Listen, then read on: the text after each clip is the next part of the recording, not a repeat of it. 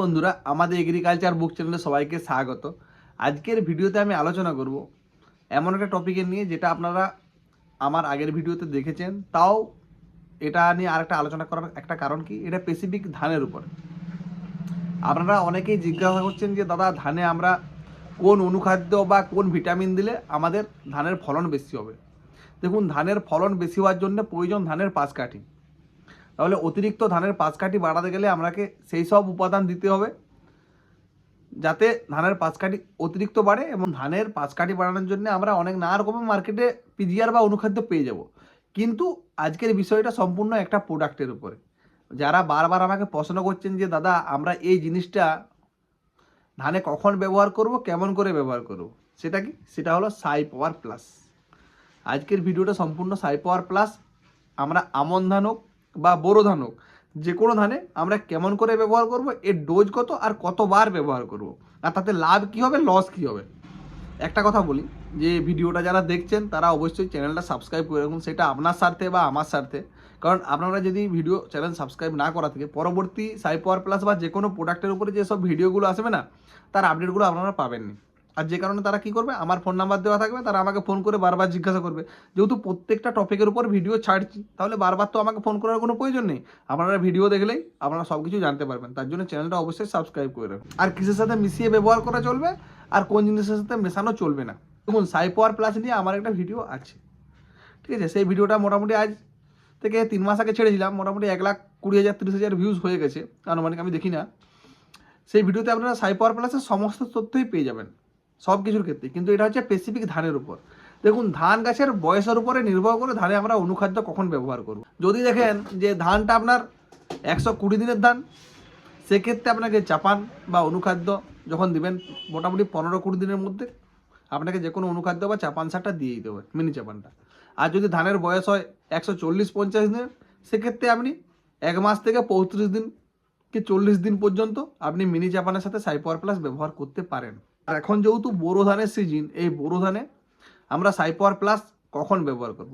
বোরো ধানে সাই power plus ব্যবহার করবেন যখন গাছের বয়স 15-20 দিন হবে। কারণ বোরো ধানে আমরা চারা যে বীজতলাটা খুব ছোট অবস্থায় লাগাই, এই ধানে আপনার পাশকাঠি ছাড়ার কাজটা 15 দিনের পর থেকে শুরু করে দেয়। 15 দিনের পর থেকে দেখবেন ধানে পাশকাঠি বেড়ে গেছে।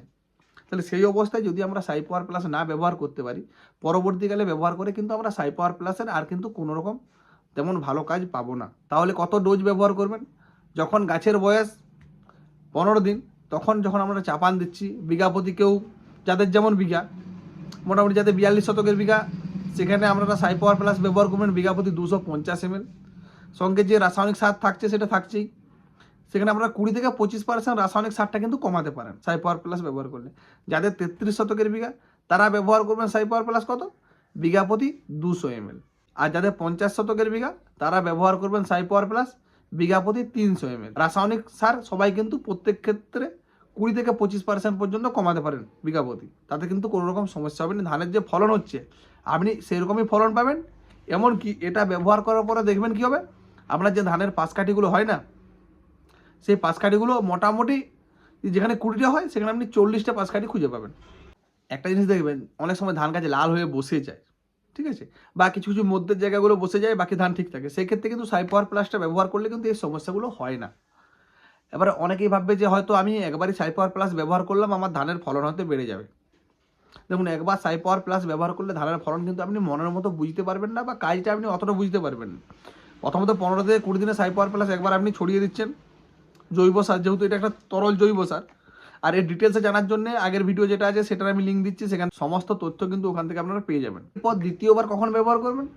যখন গাছের বয়স হবে 50-60 দিন, যখন গাছ তোড়ে বসে যাবে, শীষ বের হওয়ার 5-7 দিন আগে সাই পাওয়ার প্লাস 15 লিটার দামে 40 ml করে মিশিয়ে স্প্রে করবেন।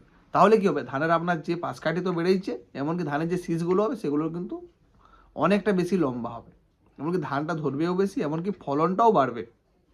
আপনি যেরকম আগের বছর ফলন পেয়েছিলেন, তার থেকে বিঘা প্রতি 1.5-2 কুইন্টাল কি আপ টু 3 কুইন্টাল পর্যন্ত ফলন কিন্তু বেশি পাবেন। এবার অনেকেই ভাববে যে দাদা, আপনি এটা বলে দিচ্ছেন, এটার গ্যারেন্টি কী আছে?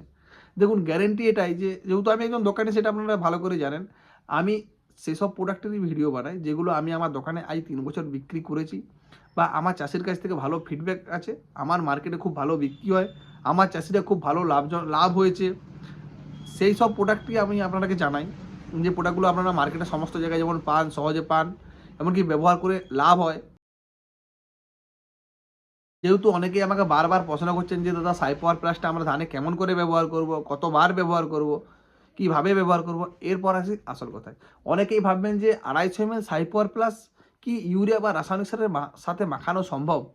অবশ্যই সম্ভব। আমি আগের ভিডিওতেও দেখিয়েছি, 2-3টা যারা আগের থেকে আমাকে ফলো করেন তারা দেখতে পাবেন। সাইপাওয়ার প্লাস 250 ml 1 বস্তা ইউরিয়া বা 1 বস্তা 10-26 সাথে মাখানো সম্ভব।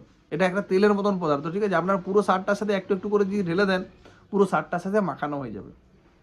অনেকে হয়তো আমাকে জিজ্ঞাসা করবেন যে দাদা এই সাইপাওয়ার প্লাসটা এরপর আমরা ছড়িয়ে দেওয়ার পরে জলটাকে জমিতে বেঁধে রাখতে হবে। দেখুন, যে কোনো রাসায়নিক সার বা ঘাসমরা আগাছানাশক যাই জমিতে ছড়ান বা অনুখাদ্য, আপনাকে 3 থেকে 4 দিন জমির জল কিন্তু বেঁধে রাখতে হবে। যদি 3 থেকে 4 দিন না জল বেঁধে রাখতে পারেন, তাহলে কিন্তু কোনো রাসায়নিক সার বলুন বা অনুখাদ্য, কোনোটাতে কিন্তু আপনি মনের মতন কাজ পাবেন না। অনেকেই আমাকে বলবেন যে দাদা সাইপাওয়ার প্লাস ব্যবহার করলে কি ধানের গাছ খুব বড় হয়ে যায়? দেখুন, ধানের গাছ কিন্তু সাইপাওয়ার প্লাসে খুব বড় হয় না। সাইপাওয়ার প্লাস একটা সময় পর্যন্ত ধান গাছের গ্রোথ খুব ভালো করে। যখন সবাইকার গাছ ছোট, তখন আপনার গাছ কিন্তু খুব বেড়ে যাবে। তারপরে একটা জায়গায় গিয়ে কি বলুন তো, সাইপাওয়ার প্লাস গাছ মানে যে বৃদ্ধি হওয়ার কাজটা বন্ধ করে দেবে। গাছ কিন্তু আর বাড়বে না, একটা জায়গার পরে স্টপ হয়ে যাবে।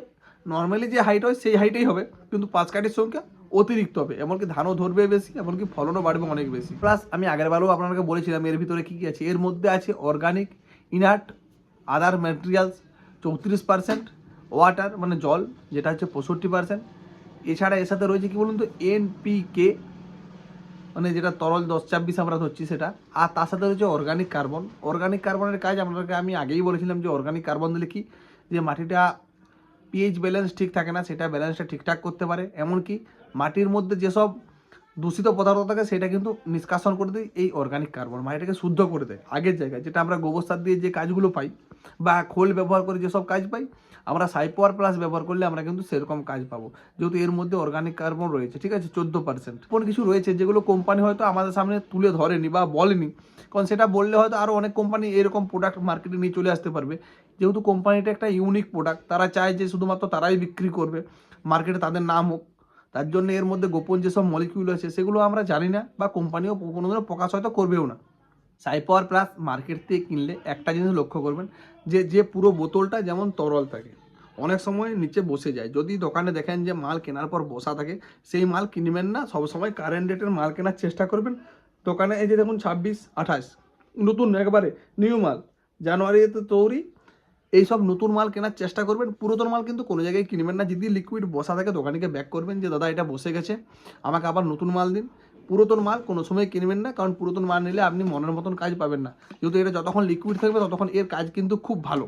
সাইপাওয়ার প্লাসের মধ্যে রয়েছে কি কিছু উপকারী ব্যাকটেরিয়া, তার জন্য এই ওষুধটা সব ওষুধের সাথে মিশিয়ে ব্যবহার করা যায়, কিন্তু একটা ওষুধের সাথে মিশিয়ে ব্যবহার করা চলে না। সেটা কি? সেটা হচ্ছে যে কোনো মাইসিন, সেটা ভ্যালিডামাইসিন হোক, ট্যাপ্টোমাইসিন হোক বা যে কোনো টাইপের মাইসিন হোক, সে মাইসিনের সাথে মিশিয়ে কিন্তু কেউ ব্যবহার করবেন না। এটা 240-র সাথে যদি মিশিয়ে ব্যবহার করেন তাতেও কিন্তু কোনো ক্ষতি হবে না। যেহেতু ঘাসমরা দেওয়ার পরে দেখবেন গাছ অনেক সময় লাল হয়ে যায়, যদি কেউ 240-র সাথে মিশিয়ে ব্যবহার করেন, সেই 240-তে কিন্তু ধান গাছটা আর লাল হবে না। তার জন্য আপনারা সমস্ত প্রোডাক্টের সাথে মেশাবেন, শুধুমাত্র মাইসিন বাদ দিয়ে। আজকের ভিডিওতে সাইপাওয়ার ধানে ব্যবহার করার বা সাইপাওয়ারের যেসব ডিটেলসগুলো হয়তো আমার আগের ভিডিওতেও বলা হয়নি বা সব কিছুই এখানে বলা হয়েছে, আশা করি আপনাদের কোনো সমস্যা থাকবে না। আপনারা ব্যবহার করে দেখতে পারেন, মনের মতন কাজ হবে, ঠিক আছে? যেহেতু বারবার কোশ্চেন করার জন্য আজকের ভিডিও।